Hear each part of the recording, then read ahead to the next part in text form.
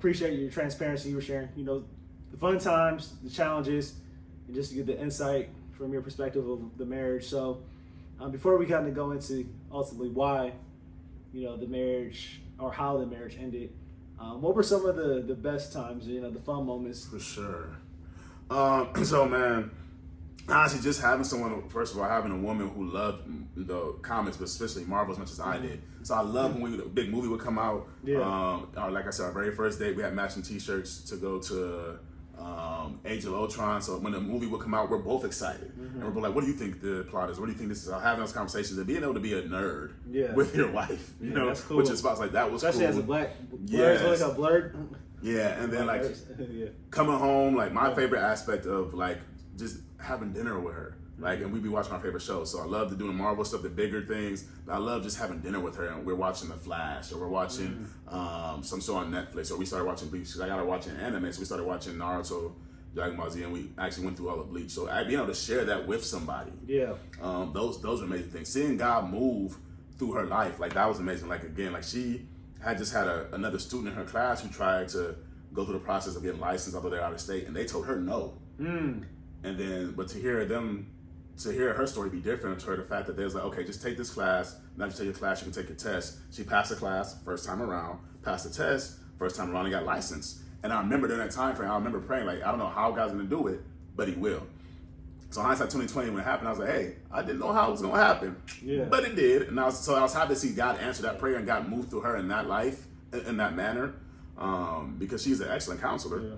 Probably still is to this day. So it was exciting to see God move through her in that manner, because just like, okay, to me that confirmed our marriage even more. Like maybe she wasn't able to get her license or wasn't able to pass the test, but she was. So that was exciting. God opened up that door with man when they asked Jesus, who then will be saved, which is not the same context, but it's true. He said with man it's impossible, but God all things are possible. Yes. You know, even he used that in the context of salvation, but just in general everyday life, God always makes a way for sure. Man, so to see that and then just to see her grow, like honestly, I thought she was attractive before we got married, but then after being married for a few years, like I know some people are like, well, you kind of gained some weight or you kind of let yourself go. I thought she looked better after marriage and after being a few years in, even with life. So I was like, man, I'm even more attracted to you after marriage than I was before we got married. So I was like excited about that. So physically she's growing. I feel like, you know, career-wise she's growing. Seeing her come out of her shell a little bit more socially, so she's talking more. So again, seeing her mature, grow more spiritually, seeing her take more steps. Like she started, her and another friend, my other friend's wife, they started like a little dance thing at the church for a while. And then, matter of fact, the dance ministry that was going on and spanned for some time, she started that. So I think it was called Anointed Dance, Anointed Praise, Anointed something. She started that. So to see her go from being this introvert to then now starting this ministry, man, I'm geeked. So God was using her in those ways, huh? Yeah, man, to see her doing that, to see her, I think at one point she did share her testimony. She preached at Impact one time or spoke at Impact. So to see her, again, being this introvert who wants to be behind the scenes, to now going out and flourishing, to even seeing her start her website, Holistic Healing, and seeing that grow like crazy. Like those are some of the best times. And like I said, even when we struggled, man, like the fact that one time I remember like we were going through it and I left the bed and went on the couch for a little bit and then I prayed and like being with her. You said you were sleeping on the couch, is that what you said? And so I didn't actually stay on the couch. I just wanted to like cool off. And then as I'm there, I'm like, man, I got convicted. It's like, man, I'm trying to love this woman as Christ of the church, but I need God to do that. And I haven't been on top of my relationship with God lately. So how could I ever think I was gonna love her correctly without more of God? That's deep. So like, but again, being with her forced me to grow up and mature more and lean on God more. And that's amazing, bro. That didn't rub me. But just being married, one thing I realized is that marriage is obviously God gave us a helpmate and a partner to do life with. You know, it's not good for man to be alone. You know, as when He created Eve. You know, but also it's to grow in holiness and our relationship with God. You know, having that full-time accountability person, you know, right there. Like my wife, you know, she sees the good, you know, she sees the areas that I need improvement, and, you know, I see kind of where I need to grow in and what the Holy Spirit's convicting me. And sometimes I don't always recognize that, but my wife, she'll call that out. And like you said, as Christ loves the church, you know, so shall we love our wife. And so, you know, really seeing that connection, you know, Jesus, the church, husband, wife, husband, you know, it all makes sense, you know, to more than just having a good time or somebody to do life with, but for sure to grow in our relationship and sanctification with the Lord Jesus.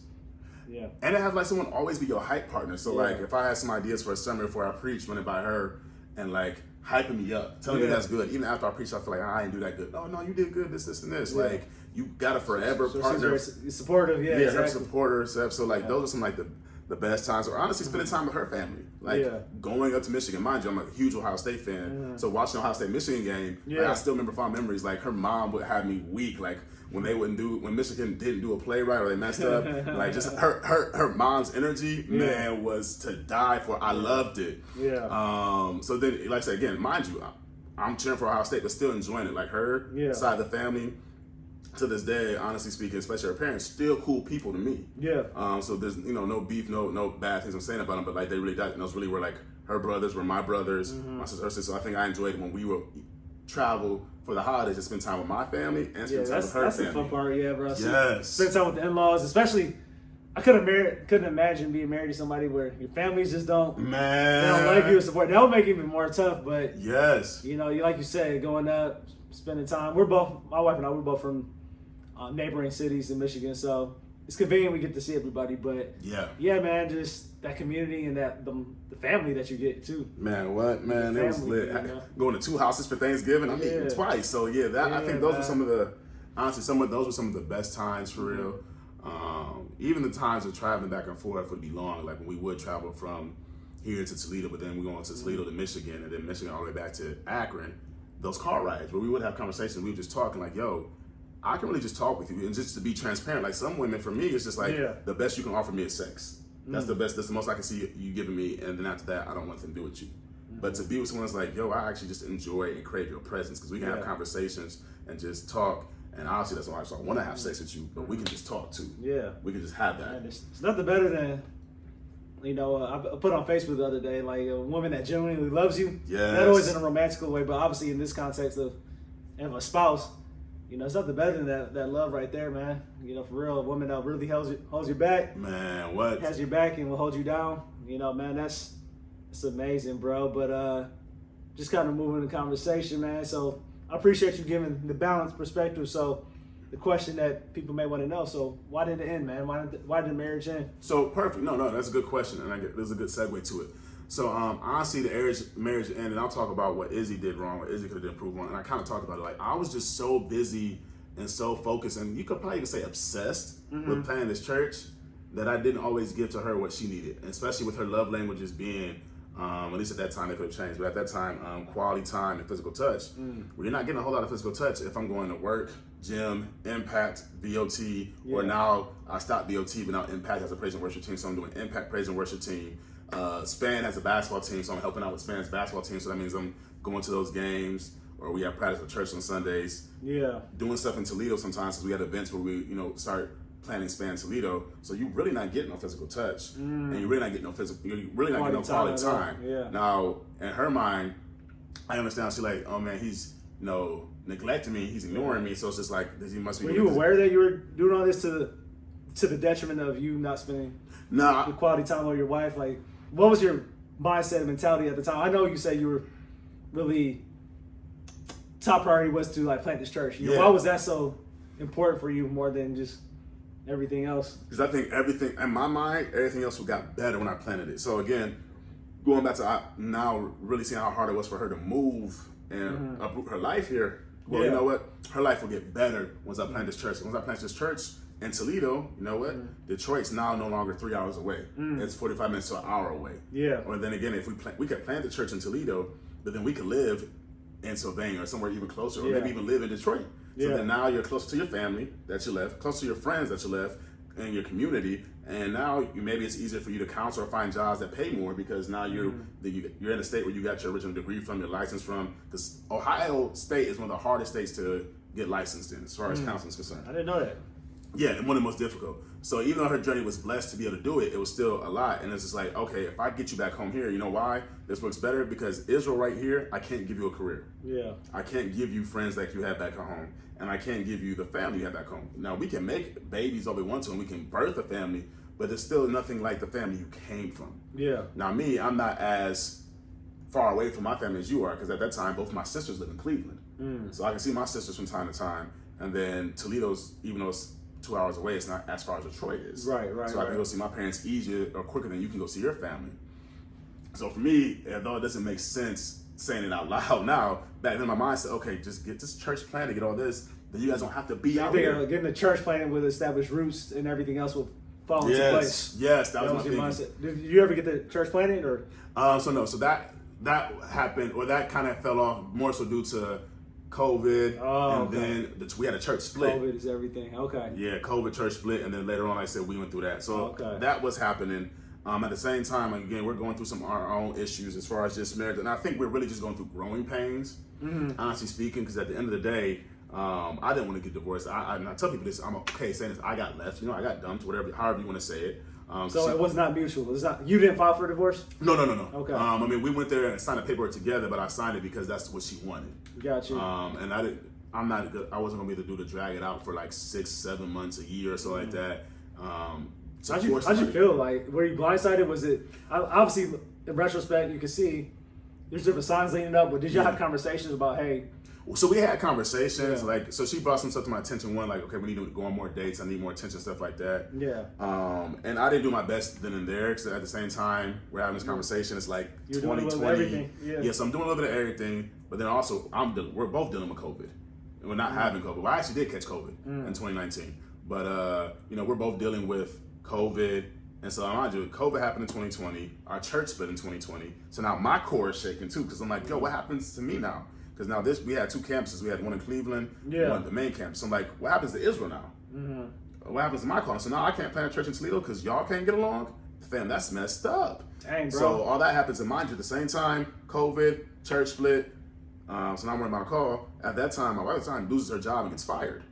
Oh, God. So now we're dealing with all this at the same time. So now my mind is like already on top of all the stuff I was doing. Now my mind is just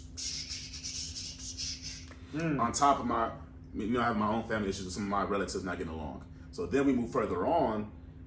Why I was kind of blindsided. I'm like, okay, we got all this other stuff, so I can't focus so much on the marriage itself, which I should have focused more attention on that. Can I pause it real quick? Go ahead. So with COVID, with like kind of the world temporarily slowing down, almost coming to a standstill, even shutting down, you had a lot of time to be around each other, right? Or were you working in person? Was she in person? Or like, No, so I still working, but then like my sister and one of her close friends was staying with us heavy. So then it's like at some point, because then I had one of my male friends come over to kick it time for time, because I was at the house with three women. So my sister was staying with us, and then my parents were like, okay, they'd rather her stay there than wherever else she was. Sorry, but why was your sister staying with you? You don't have to get. No, so she was just staying with us at that time. Oh, because like COVID and like family and yeah. So where's she at? Toledo? She's in Toledo now, yeah. Okay. But so she was staying with us for a minute, and then one of my wife's close friends, who's cool people, so I don't have no issue with it, was staying with us too. So we weren't all staying alone as often. So it was like 4 of y'all. Yes. 3 women. Yeah, so we had that, and then also too at the same time, we're both processing what's going on. Because although she had just lost her job, I'm still working. And although that life has slowed down. One income. Yeah, we got one income. Although life has slowed down, my mind has to slow down.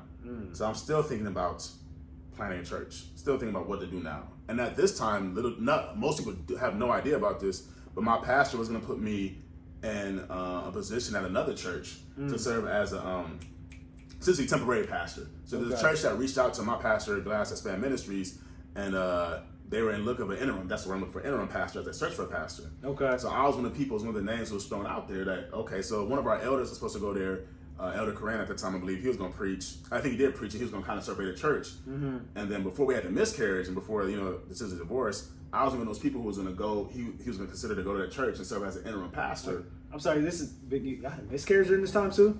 Yeah. So miscarriage happens in 2021.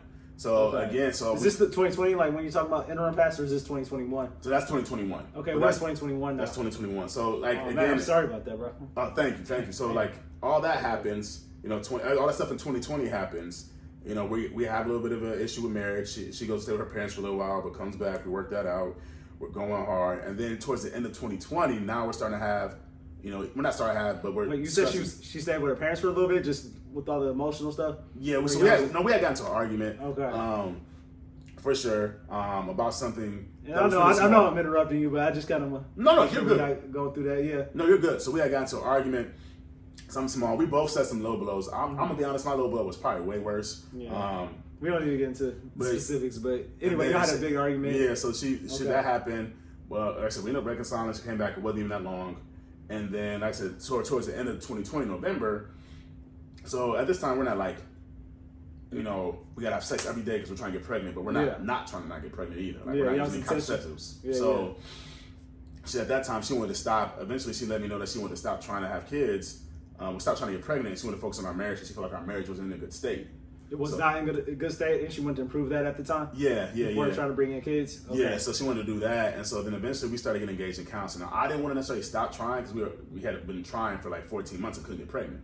So in my mind, like, why stop now if we're already in a failing? Yeah. And it's not her fault. It turned out it was my fault because I didn't notice, but like, your sperm has to be a certain shape, a certain size, and based off the shape and size of my sperm, I guess that was the kind of issue with us getting pregnant. Because growing up, I'm talking. The only issue is as long as your soldiers are marching, you're good. Yeah. I'm like, what is this with shape and size? Like, what? Hey, I didn't even. Wow. Yeah, exactly. I don't know. Well, I don't think most guys would know that, but right. So then, that's again another thing I got to deal with my hands. So now I have to deal with the fact that the issue we can't get pregnant. It's my fault. Not like, okay, God's going us through some suffering, but this is my fault. Again, still building off of everything else we're doing in 2020.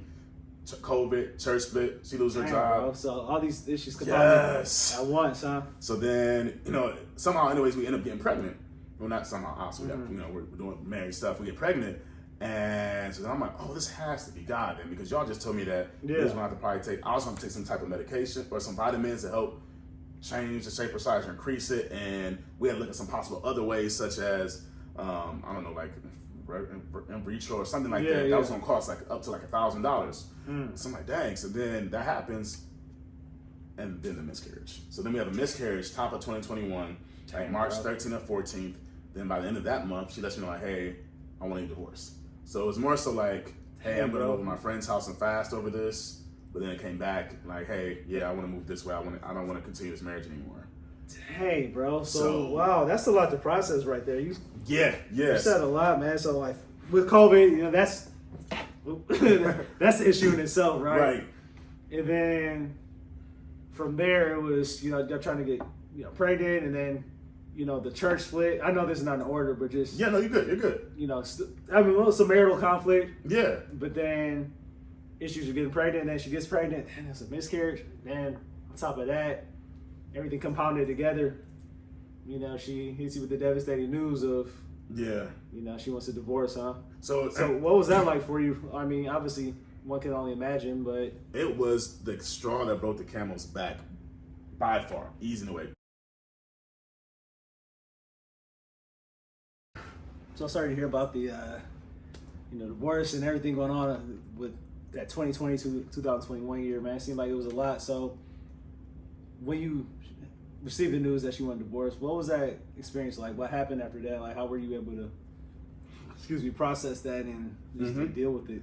So that was a spiral downhill quick. Like the night I got that, like, hey, I don't want to work on this no more. Blase. Man, the moment I had started breaking down before her and her friend that left, but once they left, man, I started crying like crazy. Like so you broke down right there? I started to break down right there. I didn't really break down like crazy until she left, but that's when like the crying was intense. Like the place was a mess. I obviously had like maybe a shot or two. So a lot of my bros that came over and my pastor even came over, and then like they were just there with me. They cleaned up the place. My one dude took the bottle from my boy Robert took the bottle from me. There was a few people over there. Not you hitting the bottle. It's not funny at all. But it was. It just kind of sounded like a movie, like it was low key a scene out of a movie. But I don't think I've ever cried that hard until then. So it was so bad. Dang, my bro Jeremy had like FaceTime my mom or my sister's my mom and my dad. So mind you, that's night. It's like a Tuesday night. Was it the weeping, the crying? Was it because of the divorce or just everything that kind of had just happened and all came out? It was like I think everything came out. The divorce, the miscarriage. I've never had cried about the miscarriage. Really processed that. So the miscarriage, the divorce, maybe church split, everything that's happened. So my dad drove from Toledo 2 hours away, Tuesday night, came there, got me, and drove back. So picked me up, had me packed, and drove back. So then I went home, and man, I'm crying some more. I'm laying down on the couch, my head in my mom's lap crying. Went over to my granny's house at one point. Have they ever seen you like that? No. My mom even said, like, she's like, last time I remember you crying like this was when you were a baby. Because, like, legit, unless I got maybe a whooping or something like that, then I cried because I was thugging stuff out, pushing it through. So I mean, I'm at my granny's feet at her place crying. My little sister seeing me crying. It got so bad one day. My dad had to come get me out the bed. Cause we had watched a movie, something triggered me, and I started crying. And he's like, you about to make yourself sick. You gotta stop crying. And I was just done. Like, how long did this season of, I'm not gonna say grief. I guess in a way it's kind of grief. Yeah. How long did that last for? Man, that lasted for some months, even after we were officially divorced. Man, were you crying daily for a month? Man, I'm crying at work. Like, I remember crying in the office or crying in my office and my coworkers are there. I cried in my car. Dang. Man, it got bad. I was kicking it with the homies one time. I remember my dude's Nathan's house and we all kicking it. We got the hot tub. I'm crying on his couch. Were you still crying just about everything? Everything, man. It was just a release? It was this release, and it was just so much to process. And like I said, I hadn't probably cried in like 10 years before that. Like, legit, I had not cried. So, like, I'm probably releasing tears that came out from stuff that's already happened.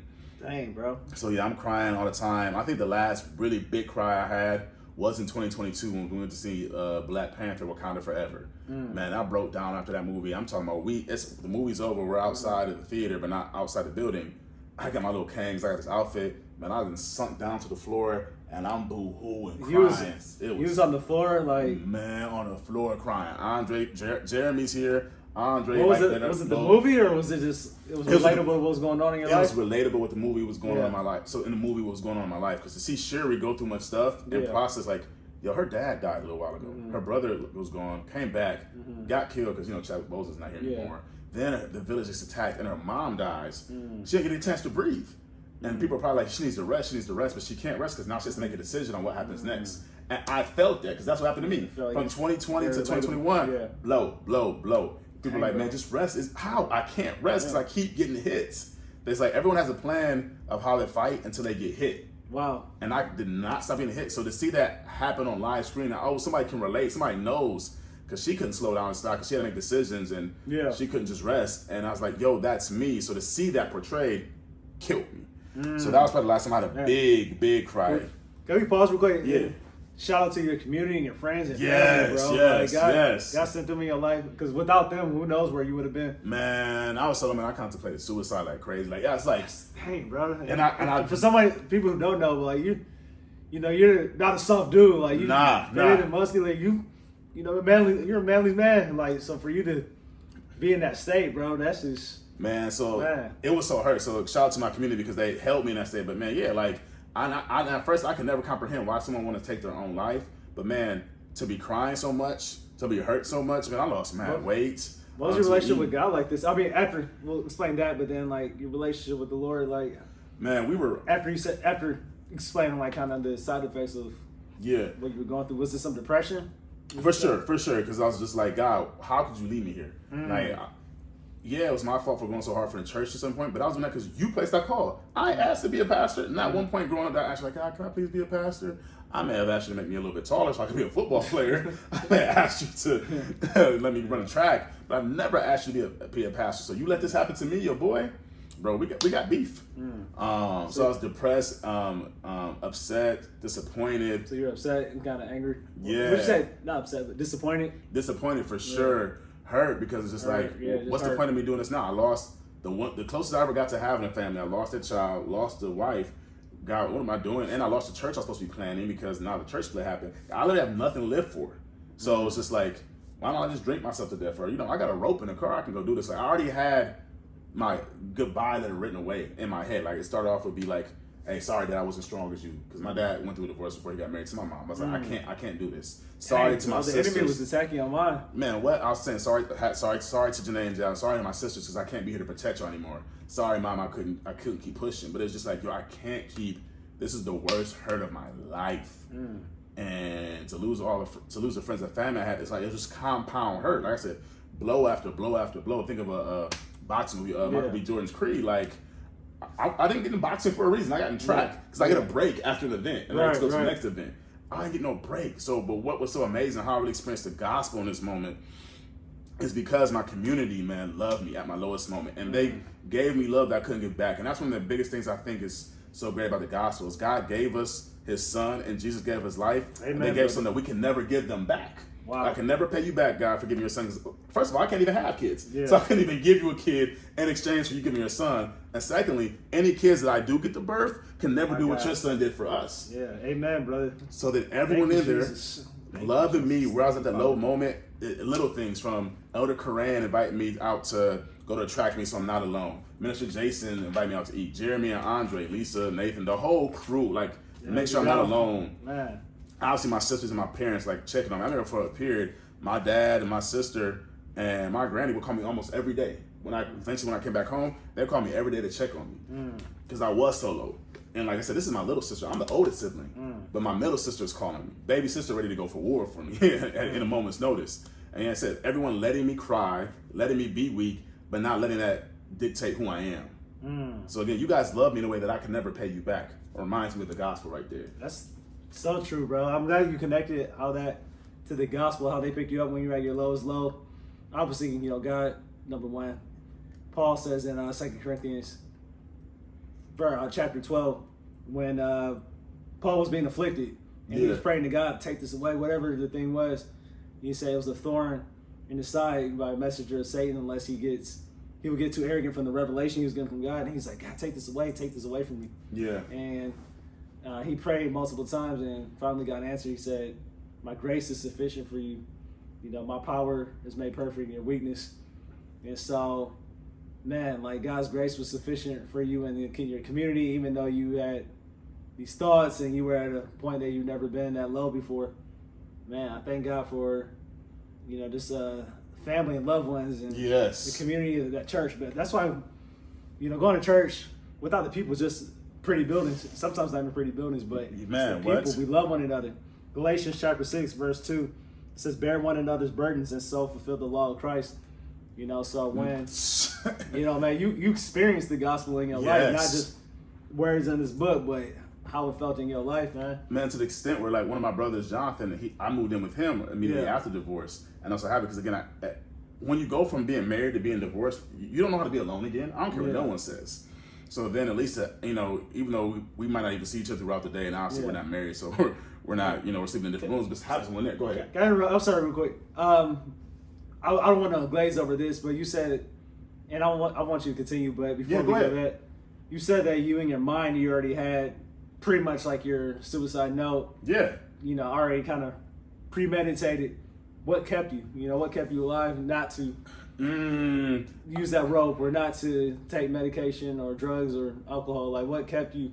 So really, I think the only thing that kept me is that being honest with myself, admitting that I was there. Yeah. So, you know, having those thoughts in my head, and then, you know, when it got so low, just I had to cry. And honestly, after I would cry, I would feel like, okay, I feel a little bit lighter. And I'll just be honest with God, and like, God, I'm mad at you. God, why did this happen? Why did she leave me? Why do I don't have these friends, why did these friends leave me now? Why don't I have this family anymore? God, what about the church? I even complain, like, God, I never got to hold the baby. God, like, what's up with that? Like, so it's really just, even though I have those thoughts, just what really kept me is just, I'm honestly admitting I had those thoughts and then allowing myself to actually cry. And then after I got to that low point, that's when God would sweep me up. And a lot of these times when I had these thoughts, I was alone. So it was a bit easier, but it's just, man, I could be there, but I could just be in the bed crying, or be on the side of the bed crying. Or I remember as I was coaching. Did you feel weak crying? Like, or feel, as a man, you know, there's a stigma sometimes with men. Like you say, you haven't cried for like 10 plus years. Easy. You know, so you being a pretty masculine dude, you know, how'd you feel just, you know, weeping and crying, you know, and somebody was probably cathartic, but also in a way of just expressing. It was hard at first, because the first time I cried, I was like, oh, I sound ugly crying. I was like, this is what it looks like when people cry in movies. I was like, I sound ugly crying. And it was hard because, like, I think the first couple times, it's like tears hadn't fallen so long. But then now once it started, I was like, how do I turn this off? To the point where it's like, I had to let it go. Like I said, I remember crying one time while driving from football practice after I was dropping these kids off and stuff like that. So it's just like, it was hard at first, but over time it became more natural. So later on, the point where I probably cry like maybe once a month or something like that if something really hits. But I can have that time now and not build it up. So yeah, it was hard because those moments were, easy to deal with because I could let myself be so low and be honest with God, and then God could come and swoop me up. But I think I honestly probably would have been more likely to carry something out, or at least try it or attempt it, if I would have denied it and act like it wasn't there. Because if I denied that, I'm like, I'm cool. I can drink as much as I want because I really don't want to die when really I do. So you being honest and real with yourself, you know, obviously, number one, God's grace and mercy, but also you being honest with yourself to the point of like, yo, I'm struggling. Did you get counseling? Did you tell your people? So I would tell. I was definitely engaged in counseling. I think it's Gentle Shepherd or Gentle Pastors Counseling. I can't remember, so I can't. So good. But so I was going to counseling there, and obviously I was meeting with my pastor more regularly. And like I said, I was just from between counseling and being honest with my God, meeting my pastor.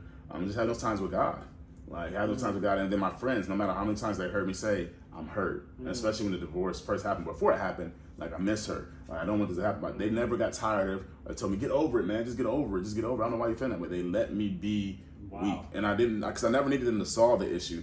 But some of the best things you can ever do for someone is when they're low is you don't have to encourage their behavior, but you don't have to beat them over the head. It's just sit with them, and they just sat with me there. Bro, that's you saying that. It just kind of resonates with the book of Job. Yeah, like when Job was, you know, he lost his whole family and he was sick in his land and all that, and unfortunately, his friends were there for a beginning to comfort him, but eventually they were like, "Yo, you got to snap out of it. You need to repent.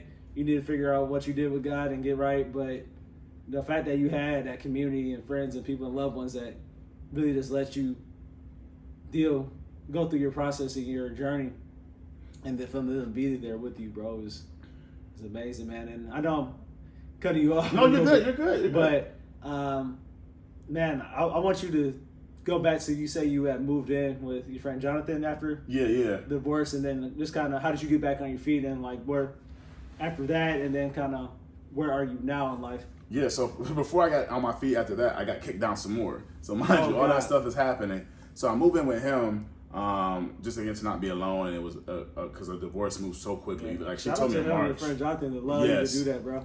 She told me in March we were officially, our marriage was dissolved. We had the dissolution, and she had her last name back by July. So it wasn't even 6 months.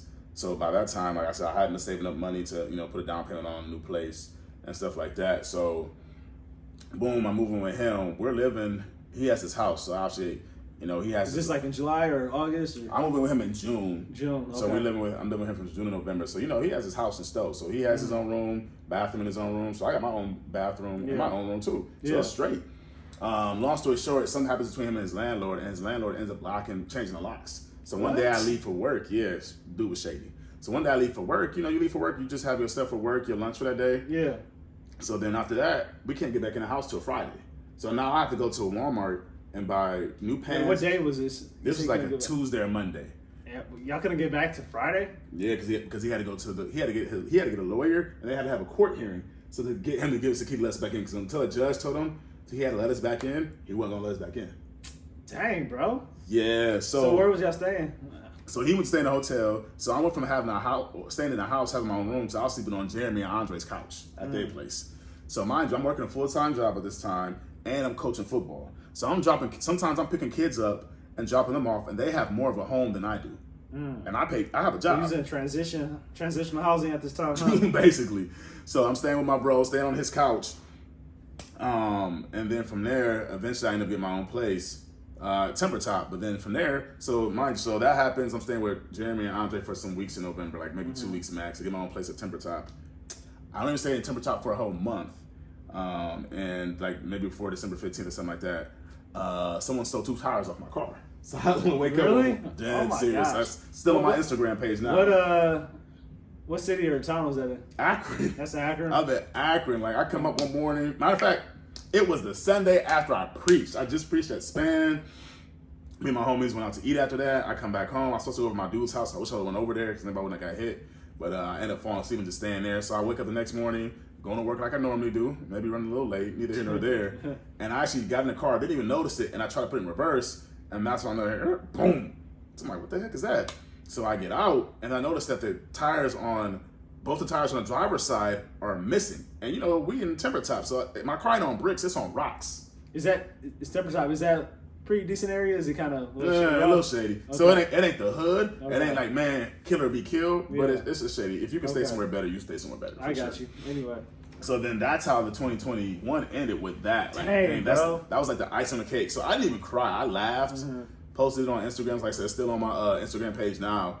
So you just have to scroll down. But like, it's crazy because I don't even know if I didn't cry or go off then, because I was matured in Christ right then, or if because so much had happened, I was just like, because mind you, what happened with after the divorce, obviously my uncle died. It's one of my closest uncle died, and then I had like 4 more family members pass. Like the last family member passed away in October. Dang, yeah, bro. so again, I get the decision in March 30th for ending the marriage. April 6th, he dies. Then we keep having family members pass away. The last one was my cousin. He passed away in like October. He's an established shot, wrong place, wrong time. My gosh, I'm so sorry, man. So then, like I said, all that happens, and again, like God is still so definitely my Job season. I was like, my nickname must be Job. Man. But how that shaped my ministry is that I feel like honestly that transformed my teaching and preaching and gave it a level of depth that I never had before. Because now my relationship with God was so much stronger because I was leaning on Him for literally dear life. Because like I don't know how much more bad things can happen before I'm in front of your face, before I need to be. What led you to get closer to God? Because sometimes people go through that, and if you're not strong in your faith, sometimes people are like, you know what, forget God, I'm just gonna do my own thing, for you. So what kept you grounded in your faith in Jesus and allowed you to draw near to Him? Because during that time, I feel like I wasn't in a position to do anything else. Especially, you staying with somebody else and then you end up on someone else's couch. You ain't too much you can really do it anyways. Yeah. So I really didn't have like maybe a rebellion phase until like a little bit later after on. And that was more so of like, God, you allowed me to go through so much. Man, you owe me. So I'm about to have fun for a little bit because I did everything right or did everything your way and it backfired. So it's like, while I'm experiencing all this stuff in 2021, I really didn't have the strength to do anything because I'm just trying to survive. Just trying to survive, just trying to get by, literally. So then when 2022 happened, I could kind of rebel a little bit because now I was like, okay. You said rebel, what does that mean?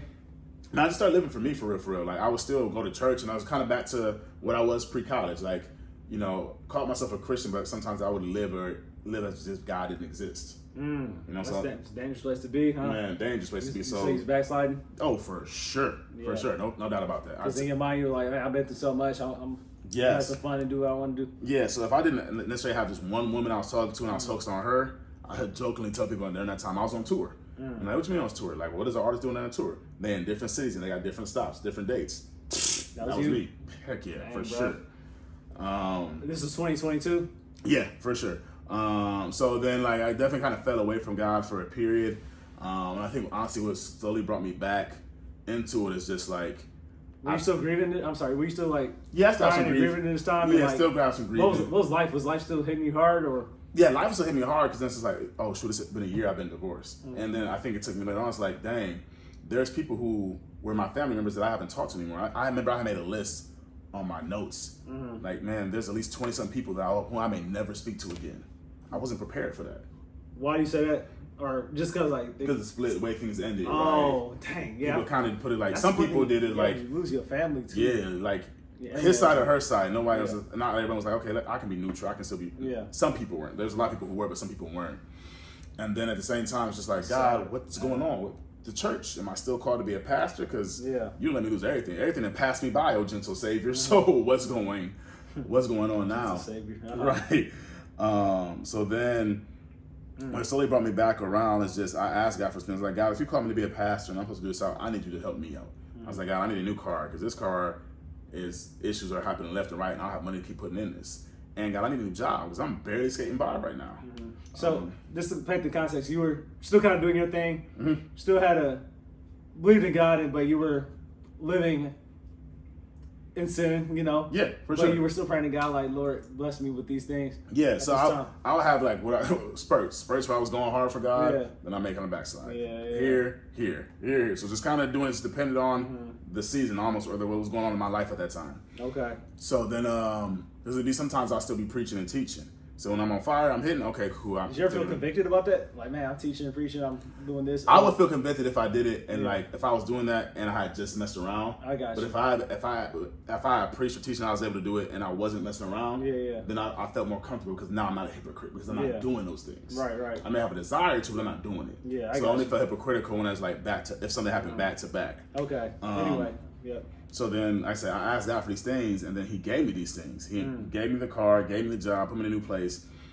And just seeing how other people didn't give up on my call, I was like, okay, I can't give up on it. Yeah. Other people still see my call in me more than I do. Wow. If anything, that helps. That what you've been through helps sharpen your call and refine it. Because you literally were in a position where you had no one to lean on but God, you know, and you had friends and family, but they can only do so much, right? Yeah, because eventually I had to go back home, and I'm alone. Like, again, the first time I was alone, then I went to stay with Jonathan, went to stay with Jeremy, then again, I'm alone in Timber Top. Yeah. So, again. How long were you there? Timber Top, I stayed there for a year and like 3 months. Okay. Before I ended up moving down here to Columbus area. Okay. Yeah. Also, bro, so, sorry about that. It's late, y'all. But, anyway, wow, so God had blessed you with a new job. Yeah. You relocated, which sometimes is good. That's a sign of, you know, we need a fresh start, right? Yeah. You know, and then as far as kind of you doing your own thing, you know, on tour, you know, what was that? What's that like since, you know, you moved to Columbus and stuff? And so that slowed down significantly compared to what I was doing when I was in Akron. Obviously, because I don't know people like that, and because I started working on this job, and I'm trying to get back to where I was at before. Because then you do that, and sometimes what hurts is that people are like, oh, okay, you've fallen away, so it's like you're not called anymore. It's like, oh, you're like a leper now. But it's like in those instances, I don't need a coach shoulder. I may need a shoulder to cry on. I actually need you in my life here more in this season than I did when I was doing it right. So it's just like everybody's on your team when you're, you know, living wholly according to it. But it's like when you fall, it's just like, okay, let me back off. It's like, no, I need you more than ever now. Yeah, I'm doing these acts, but it's because I'm hurt. I'm broken right now. So if anything, I need this more than ever. So that was kind of maybe like the hard part of realizing that and seeing that. But what really, like I said, I got here, slowed down, eventually just because I had to determine. And I slowed down a little bit beforehand because God had given me a job before this that I really had really kind of started challenging me and pushing me because I was before men, kind of just teaching this other class. But then when I got here, I was just like, okay, you got to start taking this serious. Because now, again, like when I was in the gazebo in downtown Kent, I was like, God, if you take me out of ROTC, I'll live my life to serve you. He did that, so I was just like, oh, okay, now I need to go hard for you. Here we are again. God's faithfulness, even when we mess up, we're broken. Man, He knows that you know, we aren't living right, but He's long suffering and gentle and kind. That you know, His goodness leads us to repentance, and you know, God knows where we're at. That's not an excuse for, you know, our actions, behaviors, but it means that sometimes the Lord will chasing us, but sometimes we go through a lot of things that really test our faith, and strengthen it and to build it, and also to restore and give back more than what we lost. But God is very faithful, and I thank, you know, Jesus for that. You know, thank you, Jesus, for bringing us, reconciling us to the Father, so we can have all the goodness and riches, glory in God. But wow, man, so this is a strong testimony what God's doing in your life, bro. But man, He's been doing amazing things. And go ahead, sorry. No, you got. I'm just really thankful that He never let go of me, because even before I started wilding out, like I was blaming Him. I'm mad, like you let this happen. This is your fault. When really it was two broken people. You know what I'm saying? We're two broken people trying to put it together. And I like to drive the point home is that like, we both have things to work on. Like we're at fault for the marriage failing. But for me, it's just I always talk about my stuff because I never want to come off as bashing her. Because for me, I hate when I would see people break up. And then I was like, oh, you were a horrible person. You were a person. You was just in love with them. Yeah, exactly. They couldn't have been all horrible then. So like, I'm never gonna do that. And then black women get bashing up just for being black women. So I was like, I got black women in my life. I'm not gonna bash her. Absolutely not. Because all the black women I have in my life, and I will be with another black woman. So and to be fair, I don't think you have it all. If anything, you feel really highly of her, and you know, because at the end of the day, like I can't pretend that, you know, if she was beautiful when we were married, then you're still beautiful now. Even if it hurt me right now, if you were called, if you had the Holy Spirit in you, doesn't mean it left just because you did me wrong. Because just like God can forgive me for my acts, He can forgive her too. So true. So it's just like, let me operate in that and then move forward in a healthy manner, because I want people, if it happens again, I want people to hopefully look at me and then see that, okay, you don't need to bash someone just because they leave you. You don't need to try and denounce their name. You don't need to try and get revenge. You don't need to try and do this stuff. You just need to work on healing and recovering. That's what you work on. And then if God brings y'all back to have some type of reconciliation, even if you guys don't get back together, you can have a reconciliation happen if it's according to God's plan. Yeah, absolutely, bro. I'd love to hear that, man. So she's speaking of healing and reconciliation, and whether it's context of your ex-wife or just in general, let's get into a little bit about like your healing journey and you know, kind of where you are in life right now and your